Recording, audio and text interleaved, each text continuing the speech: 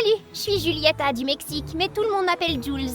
J'ai 14 ans, et oui, je suis plutôt intelligente. Certains me qualifient même de prodige.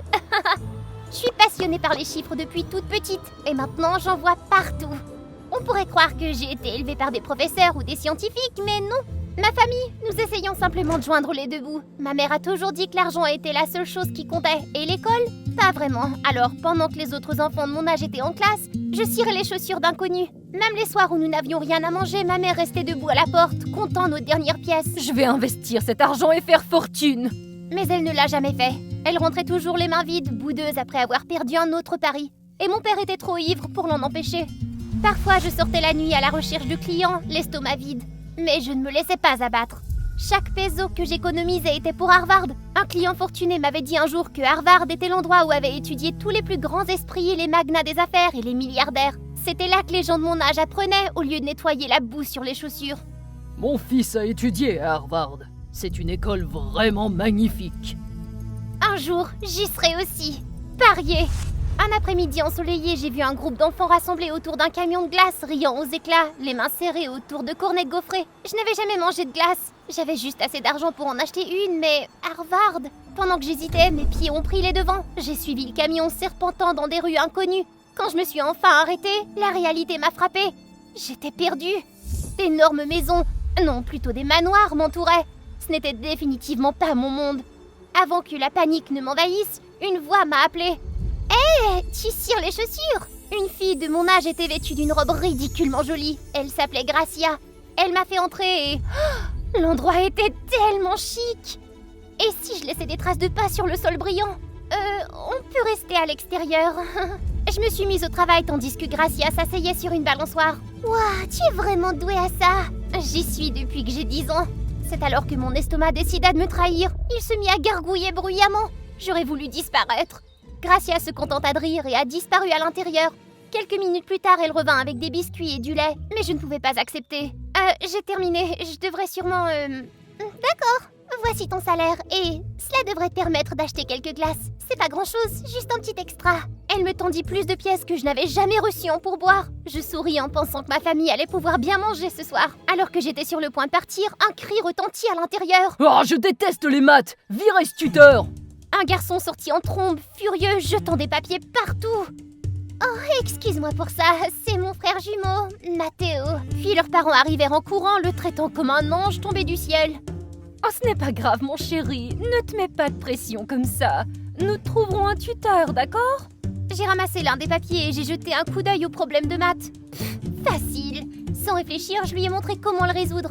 Il m'a regardé faire, puis a plissé des yeux. Ça va, j'ai compris. Gracia et ses parents me regardaient comme si j'avais sorti un lapin d'un chapeau. Qui es-tu? Juste une cireuse de chaussures. Je devrais peut-être y aller, mais ils m'ont arrêtée. Pourrais-tu apprendre à Matteo? Pas question. Je ne vais pas laisser une cireuse de chaussures m'apprendre. Je ne peux pas, parce que je ne sais pas lire. Silence. Un silence stupéfait. Il n'arrivait pas à comprendre comment une fille de 14 ans qui n'est jamais allée à l'école pouvait résoudre des problèmes de maths. Je peux t'apprendre? Quoi? Passe me voir de temps en temps. Je t'apprendrai à lire. Une génie comme toi ne doit pas se perdre. Le rêve d'apprendre, d'aller à Harvard brûlait encore plus fort en moi. Bien sûr, j'ai dit oui. Ses parents m'ont accueilli chez eux, sauf Matteo, qui me regardait comme si j'étais un chat errant qui s'était introduit chez eux et refusait de partir. Sur le chemin du retour, les parents de Gracia m'ont déposé dans leur voiture luxueuse. Lorsque mes parents ont appris l'histoire, ils ont perdu la tête. Les gens riches comme ça ne nous considèrent pas leurs égaux. Ils nous traitent comme des serviteurs. Regarde comme ils volent des familles comme la nôtre. Comment ils vendent à ton père le poison qui le rend ivre toute la journée. Personne ne t'a forcé à jouer. Personne ne force papa à boire. C'est de ta faute! Ne me manque pas de respect! Va dans ta chambre! Même si j'avais gagné suffisamment d'argent ce jour-là, nous n'avons pas eu de vrai dîner. Malgré tous les efforts de mes parents pour m'en empêcher, je continuais à me faufiler chez Gracia tous les soirs. Je passais mes matinées à travailler et à gagner de l'argent dans la rue. Je n'avais que mes soirées pour étudier. Gracia et ses parents m'accueillaient toujours à bras ouverts. Leur bibliothèque était comme une porte ouverte sur un tout nouveau monde. Gracia m'enseignait patiemment les bases et j'apprenais plutôt vite. En quelques mois, j'arrivais à lire.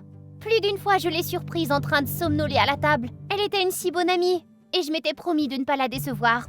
Puis les lumières se sont éteintes. Dans l'obscurité, j'ai senti quelqu'un m'attraper par le poignet et me tirer. Ah, Matteo, qu'est-ce que tu fais? Il m'a poussée dans un grand placard et a claqué la porte. Arrête, ce n'est pas drôle! Oh, tu es une nuisance. Reste silencieux si tu ne veux pas réveiller toute la maison. Gracia m'avait prévenu. Matteo me détestait. Il pensait que j'étais une frimeuse qui volait l'attention de ses parents. Mais qu'est-ce que je pouvais faire? Je n'allais pas les réveiller et aggraver la situation. Je suis donc restée silencieuse. Finalement, je me suis endormie. Le lendemain, Gracia est venue à mon secours, trébuchant presque sur elle-même pour s'excuser. Mes parents ne font que le gâter. Il a toujours été un peu espiègle. Il m'a déjà fait ça aussi. Mais ne sois pas fâché. C'est juste un enfant qui refuse de grandir. J'arrivais à voir le conflit dans ses yeux. Elle savait que ses parents étaient injustement indulgents avec lui. Elle refusait simplement de l'admettre. Oh, et j'ai trouvé quelque chose à propos d'une bourse d'études complète pour Harvard. Tu devrais postuler, Julie. J'ai senti ma gorge se serrer. Mon rêve, tout mon rêve, venait de se rapprocher un peu plus. Tu penses vraiment que j'y arriverai?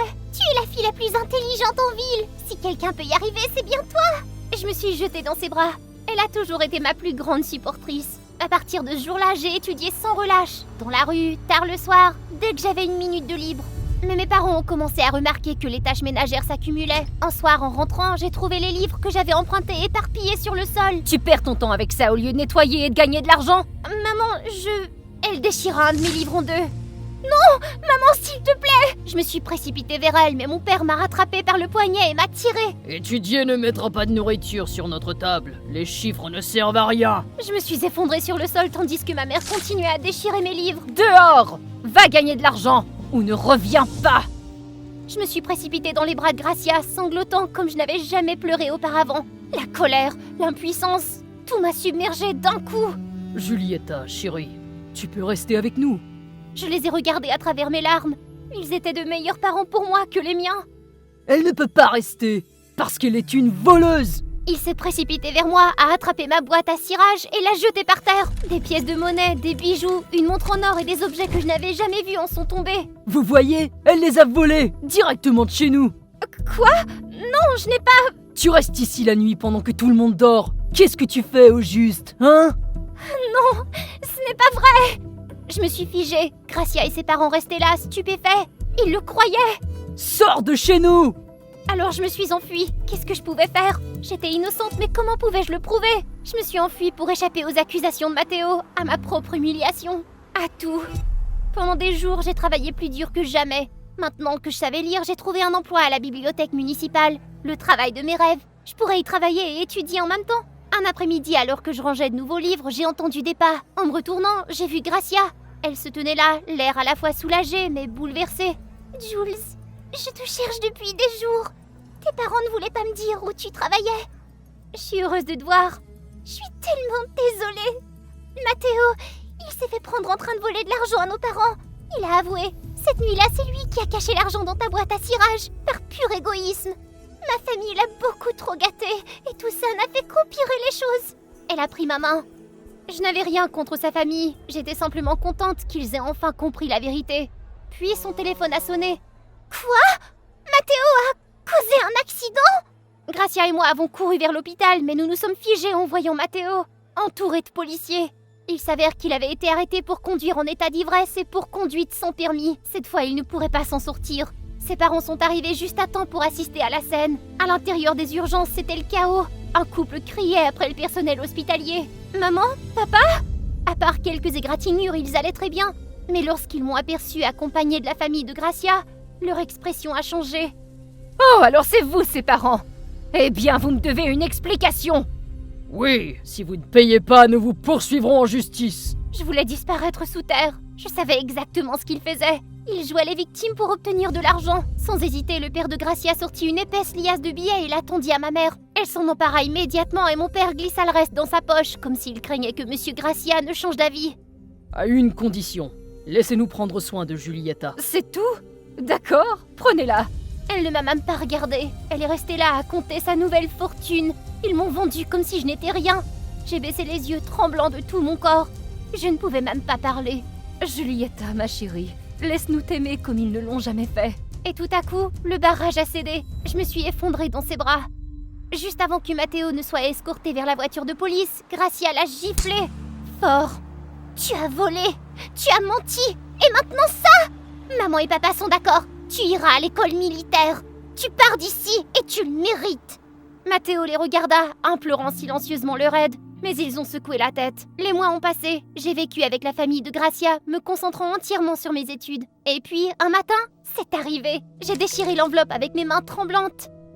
Alors, qu'est-ce que ça dit? Lis-le à voix haute, allez! La bourse a été approuvée! J'ai été admise à Harvard! J'avais l'impression de flotter. Les années qui ont suivi ont vu mon rêve se réaliser. J'étais assise dans des amphithéâtres étudiant les chiffres que j'avais toujours aimés. De cirer des chaussures dans des rues, à devenir professeur en formation à Harvard. Bientôt je serai docteur Julieta. Pendant ce temps, Gracia et ses parents ont développé l'entreprise familiale. Et moi, j'étais l'une de leurs principales actionnaires. Nous avons réussi, Gracia. Sans toi et ta famille, je ne serais pas ici. Un jour après une importante réunion, je suis sortie et je me suis figée sur place. Maman et papa m'attendaient là. Je ne les avais pas vus depuis des années. Julieta, tu nous manques tellement. Nous sommes si fiers de toi. Oui, nous avons commis des erreurs, mais... Qu'est-ce que vous faites réellement ici? C'est notre maison, chérie. Les créanciers l'ont saisie. Nous n'avons nulle part où aller. Rien n'avait changé. Maman avait perdu leur seul bien au jeu et papa n'avait jamais arrêté de boire. Très bien. Je rembourserai la dette. Je récupérerai votre maison, mais c'est tout. J'ai autre chose à faire. Les laissant sous le choc, je me suis retournée et je me suis dirigée vers Gracia et ses parents. Car après tout, j'avais enfin compris. Ils avaient toujours été ma vraie famille. J'étais complètement enfermée en train de préparer mon petit stand de nourriture. Lorsque les premiers clients sont arrivés, je les ai accueillis avec le plus grand sourire possible et je leur ai tendu des plats chauds et fumants, le genre sur lequel il faut souffler un peu. Oh mon Dieu, ton maquillage est à couper le souffle. Tu ressembles vraiment à Ariana Grande. Oh, ça, c'est en fait ma tâche de naissance. Pas possible! C'est trop cool! Je peux prendre un selfie avec toi? Moi aussi, je vais même y lancer 10 $. Disons 20! Avant même de m'en rendre compte, les gens affluaient, essayant de prendre des photos avec moi. Grâce à ce petit spectacle, j'ai vendu tout mon étalage et j'ai fait de l'argent, bien plus que ce que j'avais prévu. Salut les amis, je m'appelle Avery. Je suis obsédée par la cuisine et je rêve de devenir un jour un vrai chef. Mon film préféré? Ratatouille, évidemment. Maintenant, voyons ce que je vais faire avec cet argent. Oh, je vais aider les sans-abri et leurs adorables animaux de compagnie. Les petits rats de Ratatouille. Qui sait? Peut-être qu'un jour, ils prépareront des repas étoilés.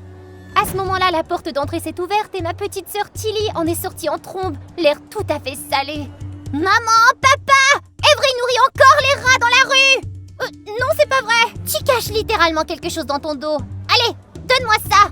Nous avons commencé à nous disputer comme des candidats de Squid Game, jusqu'à ce que mon beau-père apparaisse, prenne mon argent et en remette la moitié à Tilly. Hé, c'est mon argent durement gagné! Pas d'excuses. Tu dois partager avec ta sœur. Tu ne te souviens pas de ce que tu lui as fait? J'étais complètement anéantie. À première vue, les gens pensaient que Tilly et moi étions jumelles, mais en fait, nous sommes des demi-sœurs. Maman m'a mise au monde avec quelqu'un d'autre, mais il est parti avant ma naissance. Plus tard, maman a épousé le père de Tilly, qui m'a élevée comme sa propre fille. À la naissance de Tilly, le bonheur de la famille a doublé, du moins jusqu'à l'accident. Un jour, Tilly et moi jouions à la balle dans la cour et j'ai accidentellement renversé une ruche. L'essaim l'a attaquée et elle s'est retrouvée à l'hôpital. Heureusement, elle s'est rétablie, mais maman et mon beau-père n'arrêtaient pas de me gronder, comme si tout était de ma faute. Je ne l'ai pas fait exprès! C'était un accident! S'il vous plaît, croyez-moi! Depuis, je me sens tout à fait invisible. Maman et papa donnent tout leur amour à Tilly. Et elle en a profité, me donnant des ordres comme si j'étais son assistante personnelle. J'étais furieuse, mais je n'avais nulle part où m'épancher, alors j'ai déversé mes sentiments dans mon journal intime. Ah, cher journal! Je n'arrive pas à savoir si Tilly est humaine ou un cochon parce que sa chambre est littéralement une porcherie et qu'elle m'oblige toujours à la nettoyer. L'autre jour, j'ai dû peigner ses cheveux infestés de poux. Et elle a eu l'audace de voler ma rare figurine de panda de ma boîte aveugle. Et ne me parlez même pas du fait qu'elle m'a fait livrer sa lettre d'amour et que son béguin a cru que c'est moi qui étais en train de me confesser à lui. Il a essayé de m'embrasser même. Burk, non! Oh, j'ai juré de ne plus lever le petit doigt pour elle. Mais ce matin-là, elle s'est jetée sur mon lit, exigeant que je la conduise à une audition pour le nouveau film de Christian Nolan. J'ai cédé, même si ses talents d'actrice feraient probablement pleurer Meryl Streep. Les routes étaient bondées et Tilly, en bonne reine du drame qu'elle est, a sauté de la voiture pour marcher. Surprise, j'ai accidentellement appuyé sur l'accélérateur et je suis tombée sur une Ferrari. Oh non, non, non, non, comment allais-je payer pour cette voiture? Tremblante, je suis sortie de la voiture en m'excusant abondamment. Le propriétaire de la Ferrari m'a regardé fixement. Cette tache de naissance sur votre œil, est-elle réelle? Oui, elle l'est. Quelle coïncidence! J'en ai une exactement pareille. Avant que je puisse comprendre ce qui se passait, il m'a invité à un brunch et s'est présenté comme le Christian Norlon, le célèbre réalisateur. Il s'est avéré que nous avions beaucoup de choses en commun. Nous aimions les caniches noires, étions allergiques au parfum, étions obsédés par la sauce soya sur la crème glacée et détestions les concombres. Ils ont un goût d'électricité statique.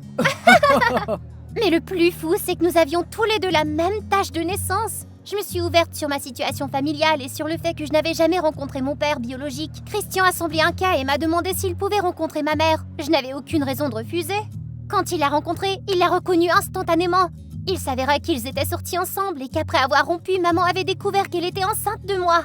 Mais t'es en train de dire que tu es mon père ? Christian n'a rien dit, il m'a juste prise dans ses bras. Son étreinte était chaleureuse, pleine de surprises et d'amour.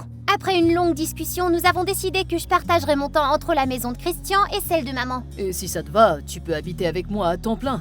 Tu pourras toujours rendre visite à ta mère quand tu le voudras.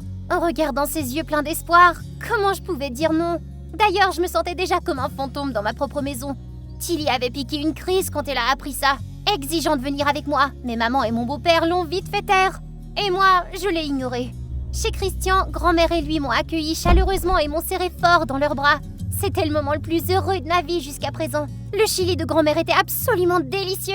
Elle a même partagé avec moi ses recettes secrètes et ses astuces culinaires familiales, tandis que Christian, béni soit-il, s'est fait engueuler pour avoir mis le bazar dans la cuisine. Dans les jours qui ont suivi, Christian m'a surpris avec une nouvelle Tesla, m'a emmené faire du patin à glace où il s'écrasait constamment et a même adopté 2 caniches noires. La maison était un pur chaos. Nous ne pouvions pas nous arrêter de rire. Christian m'a également emmené sur son lieu de travail, me présentant fièrement à tout le monde. La nouvelle s'est répandue et soudain je suis devenue virale en tant que fille perdue de Christian Norlon. Ma tâche de naissance est devenue emblématique et des gens partout dans le monde ont commencé à la cosplayer. J'ai même fini par faire la couverture d'un grand magazine. Oh, et j'ai eu droit à une séance photo avec Archer Cole, l'acteur principal du nouveau film de Christian. Trop cool! Dommage qu'il soit déjà menotté, mais au moins j'ai obtenu un autographe de sa mère, Vivienne Cole, la diva ultime et ma plus grande idole. Tout cela grâce à mon père. Et maintenant, nous voilà au Festival de Cannes ensemble.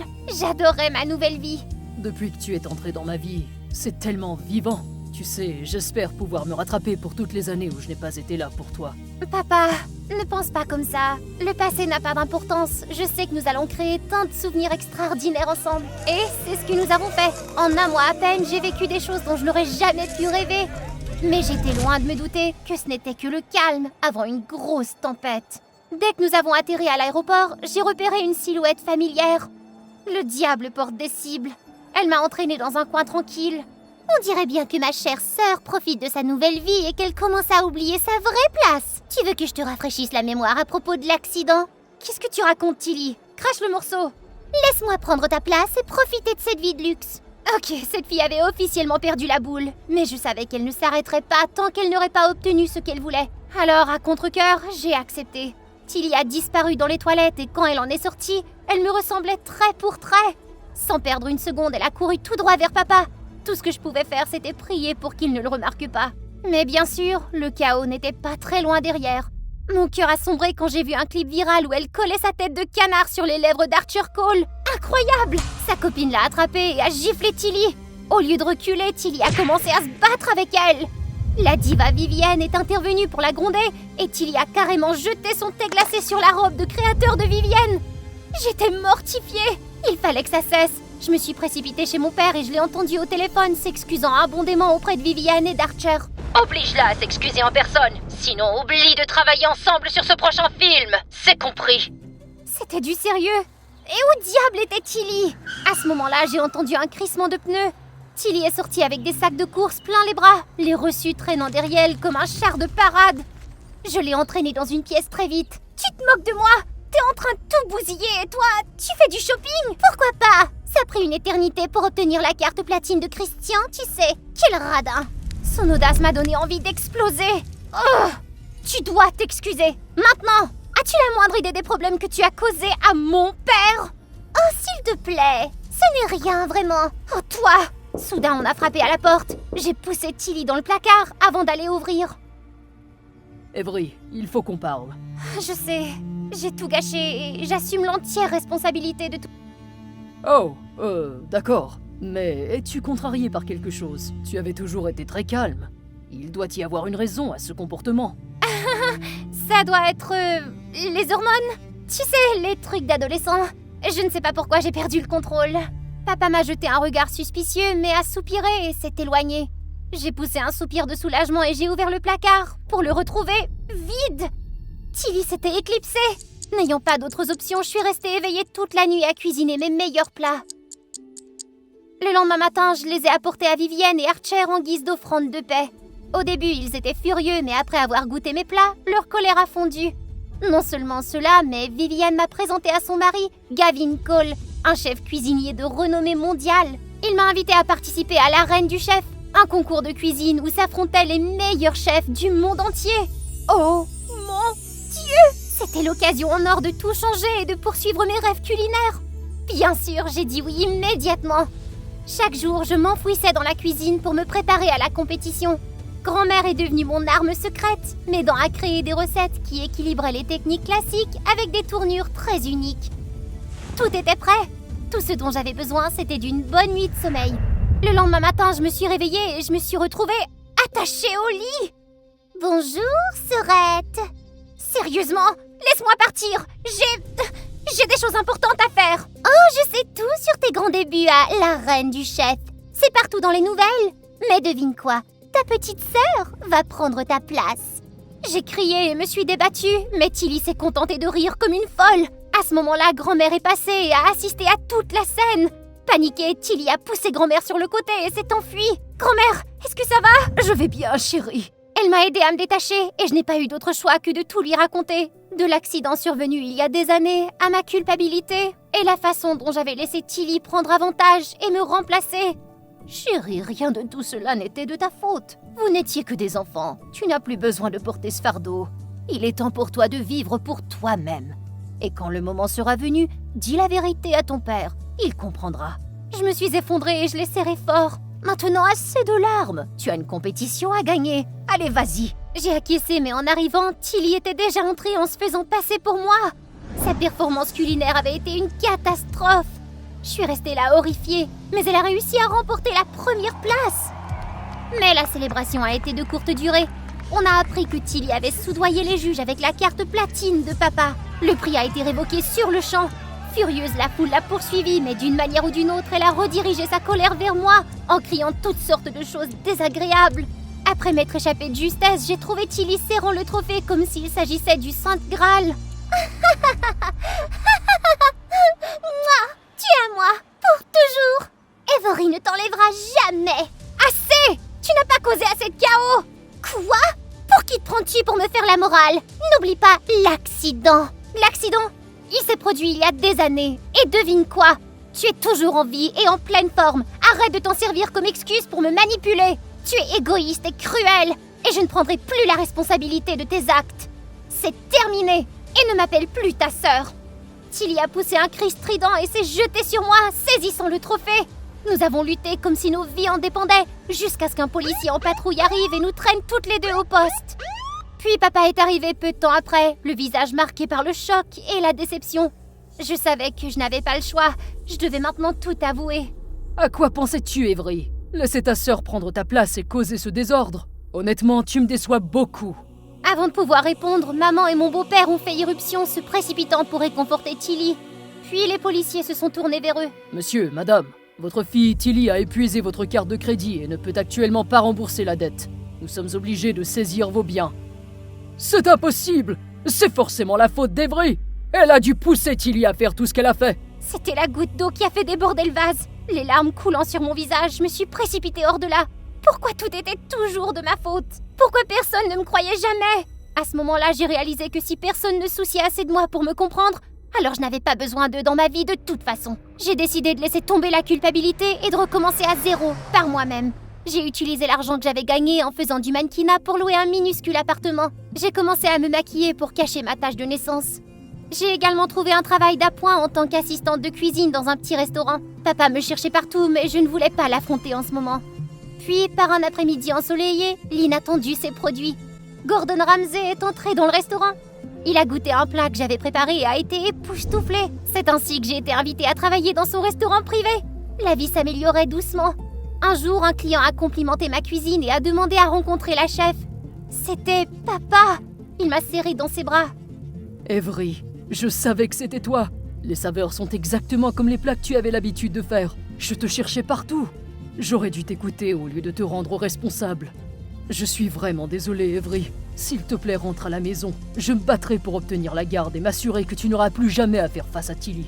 Je t'en prie, reviens à la maison pour moi, ma chérie. Enveloppée dans ses bras, j'ai réalisé à quel point lui et grand-mère me manquaient. J'ai acquiescé, des larmes de soulagement coulant sur mon visage. J'allais rentrer chez moi, chez les gens qui m'aimaient pour qui j'étais et qui m'avaient donné la liberté de vivre ma vie finalement. Aujourd'hui, j'étais de bonne humeur. Maman m'avait promis de venir me chercher puisqu'elle était libre cet après-midi. Dès que je l'ai aperçue de l'autre côté du parking, je l'ai saluée comme si je faisais signe à un canot de sauvetage. Mais elle m'a ignorée. Au lieu de cela, ses yeux étaient focalisés sur Lorelai et une dame plus âgée, un peu trop mondaine, disons. Lorelai était la nouvelle fille de notre classe, super jolie avec cette délicatesse et douceur qui se faisait pâmer les garçons. Léla, ça fait longtemps qu'on ne s'est pas vu. Tu étais une bouseuse depuis le lycée, hein? Avant de comprendre ce qui se passait, la femme élégante a tourné son regard vers moi, son expression se transformant en mépris pur et simple. Ta fille a la même énergie que toi. Pas comme ma Lorelai, elle est parfaite comme une poupée depuis le premier jour. Sur ce, elle est partie en se pavanant, entraînant Lorelai avec elle. Il n'y avait plus que ma mère et moi. Après avoir tapé du pied de frustration, jetant un regard à leur silhouette s'éloignant, elle s'est tournée vers moi. Je jure, ses yeux m'ont balayé de la tête aux pieds avec le genre de regard qui criait « Pourquoi tu existes ?» Salut, je m'appelle Esther. J'ai 16 ans et je navigue actuellement dans la jungle sociale qu'est le collège Peyton de préparation professionnelle à Chicago. Si je devais me résumer, je dirais que je suis plutôt moyenne. Pas exactement une de ces reines, mais certainement pas invisible non plus. En fait, j'ai une bonne tête, une personnalité sympa et suffisamment d'amis pour remplir une table de déjeuner. À la maison, il n'y a que maman et moi. Le fait qu'elle soit mère célibataire l'a rendue un peu nerveuse et acerbe, mais au fond, je sais que c'est de l'amour. Du moins, c'est ce que je pensais, jusqu'à aujourd'hui. Après avoir croisé Lorelai et sa mère, quelque chose s'est brisé en elle. Elle était furieuse comme un frelon, marmonnant sous sa respiration, les dents serrées. Cette Léla, elle est probablement en train de comploter à nouveau, utilisant son visage d'ange pour obtenir quelque chose. Le lendemain, maman est rentrée à la maison avec des sacs pleins de choses. Des tapis de yoga, un appareil bizarre pour gonfler les lèvres, du rouge à lèvres Dior, du fard à paupières Marc Jacobs, et j'en passe. Elle a déclaré qu'elle allait faire de moi une déesse. Tu te souviens de la femme d'hier? Tu parles de la mère de Lorelai? C'est Léla, mon ancienne camarade de classe. Elle m'a tout volé à l'époque, tu t'imagines? Et maintenant, elle et sa gamine veulent à nouveau nous voler quelque chose.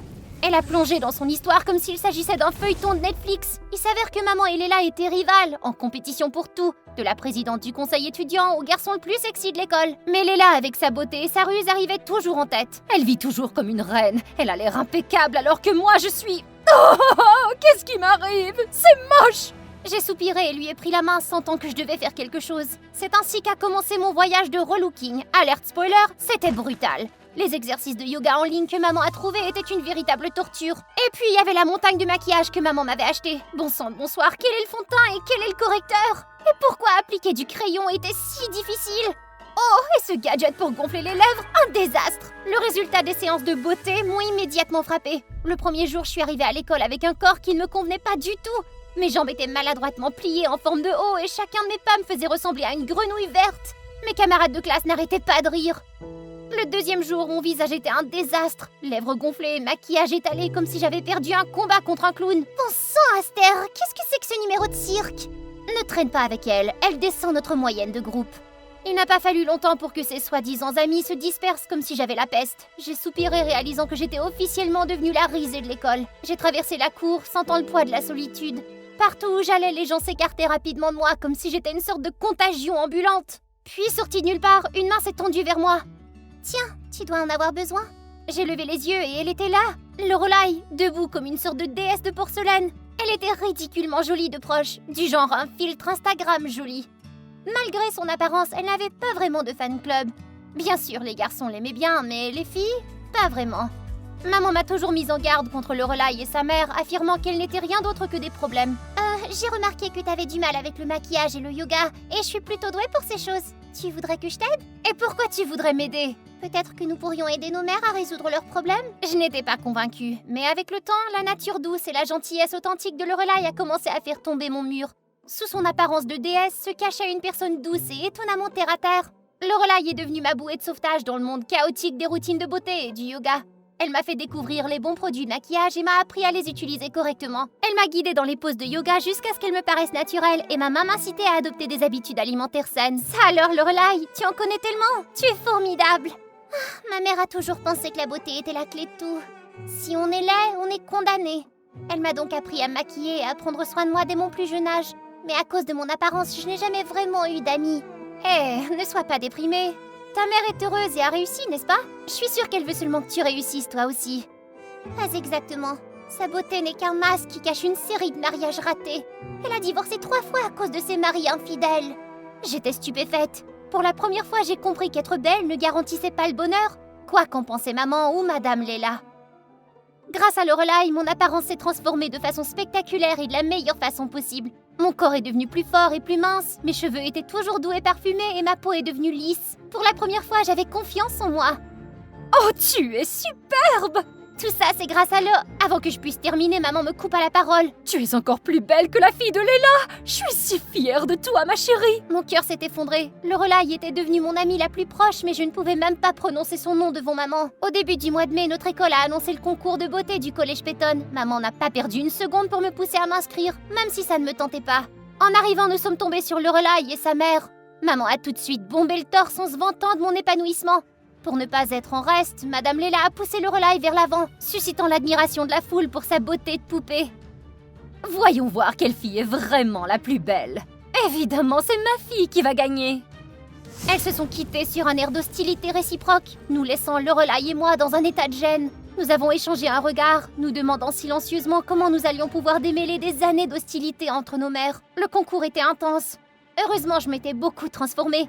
Grâce à mes séances d'entraînement avec Lorelai, mon corps était devenu tonique, fort et équilibré. Et grâce à mes compétences en matière de soins de la peau et de maquillage, mon visage était désormais d'une beauté raffinée et élégante. Mais pourtant, au milieu de cette foule, je ne pouvais m'empêcher d'être nerveuse. Ah! Qui a coupé ma robe? Soudain, le chaos a éclaté lorsque plusieurs concurrentes ont découvert que leur tenue était abîmée. Je me suis avancée prête à aider. Après tout, ce sont mes camarades de classe. Ne reste pas debout là, concentre-toi sur la préparation. À contre-cœur, je l'ai suivi. C'est alors que j'ai remarqué quelque chose qui dépassait de son sac. Une paire de ciseaux. Dans les jours avant le concours, les filles perdaient leurs bijoux, leur maquillage ou voyaient leur tenue mystérieusement abîmée. Curieusement, ces incidents semblaient toujours se produire près de maman ou de Madame Leila. Lorelai a dû le remarquer aussi, mais son attitude amicale et innocente n'a pas éveillé les soupçons. Nous étions les seuls à savoir que quelque chose n'allait pas. L'une après l'autre, les participantes abandonnaient, ne laissant que 5 d'entre nous en demi-finale. Lorelai et moi clairement en tête. Nous avions une pause de 30 minutes avant l'épreuve finale. J'essayais de calmer mes nerfs en respirant profondément lorsque maman est apparue. J'ai une surprise pour toi, ma princesse. C'est gentil, maman, mais c'est un peu trop tôt pour les cadeaux. J'ai quelque chose pour t'aider.